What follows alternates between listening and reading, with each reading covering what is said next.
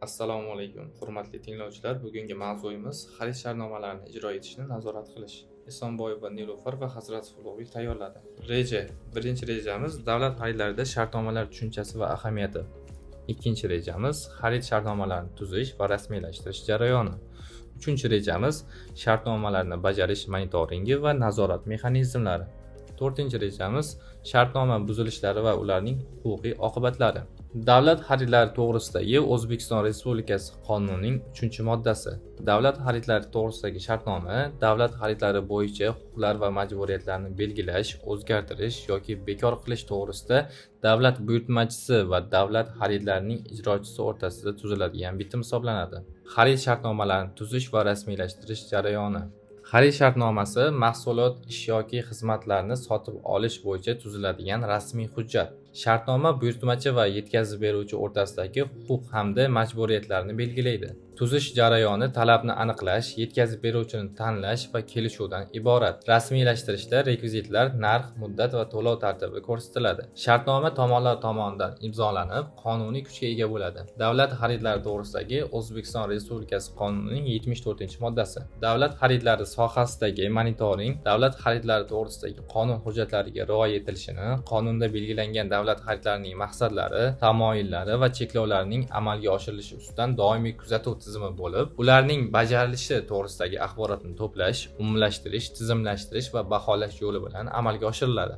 Ikkinchi bobda davlat xaridlari sohasini davlat tomonidan tartibga solish. 13-modda davlat xaridlari sohasini davlat tomonidan tartibga solishning asosiy maqsadlari. Davlat xaridlari sohasini davlat tomonidan tartibga solishning asosiy maqsadlari: davlatning strategik maqsadlari va vazifalariga erishish, rivojlantirish davlat dasturlarini ijro etish, davlatning ijtimoiy vazifalarini bajarish, davlat xizmatlarini ko'rsatish. Budjet tashkilotlarining budjet mablag'lari oluvchilarning tovarlarga, ishlarga, xizmatlarga bo'lgan ehtiyojlarini ta'minlash uchun davlat xaridlari subyektlariga qulay muhitni shakllantirishdan, shuningdek, davlat xaridlarini amalga oshirishda korrupsiyaga va qonunchilikning boshqacha buzilishlariga qarshi kurashishdan iborat. Davlat xaridlari to'g'risidagi qonun. Davlat xaridlari monitoringi quyidagi vazifalarni hal qiladi.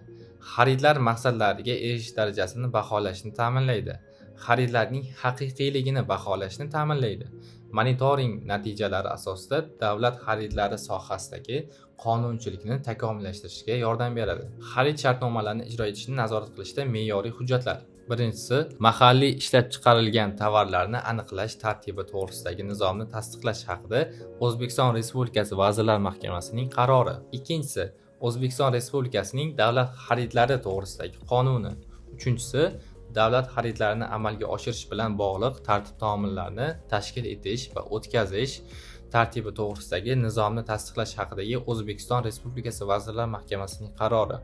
To'rtinchisi, O'zbekiston Respublikasi Prezidenti huzuridagi Loyiha boshqaruvi Milliy agentligi direktorining davlat xaridlarini tashkil etish va o'tkazish bo'yicha maxsus axborot portali operatorining faoliyati to'g'risidagi nizomni tasdiqlash haqidagi buyrug'i. Beshinchisi, O'zbekiston Respublikasi Prezidenti huzuridagi Loyiha boshqaruvi Milliy agentligi direktorining davlat xaridlari sohasidagi shikoyatlarni ko'rib chiqish tartibi to'g'risidagi nizomni tasdiqlash haqidagi buyrug'i.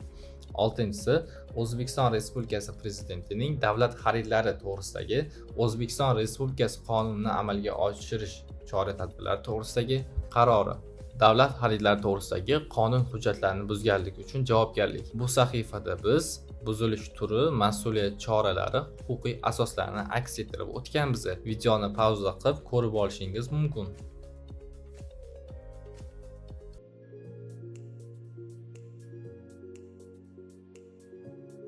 Qonunchilikning va davlat xaridlari sohasidagi boshqa qonunchilik hujjatlarining to'g'ri qo'llanilishi ustidan davlat nazoratini quyidagilar o'z vakolatlari doirasida amalga oshiradi. O'zbekiston Respublikasi Hisob palatasi, O'zbekiston Respublikasi Bosh prokuraturasi, O'zbekiston Respublikasi Korrupsiyaga qarshi kurash agentligi, O'zbekiston Respublikasi Moliya vazirligi.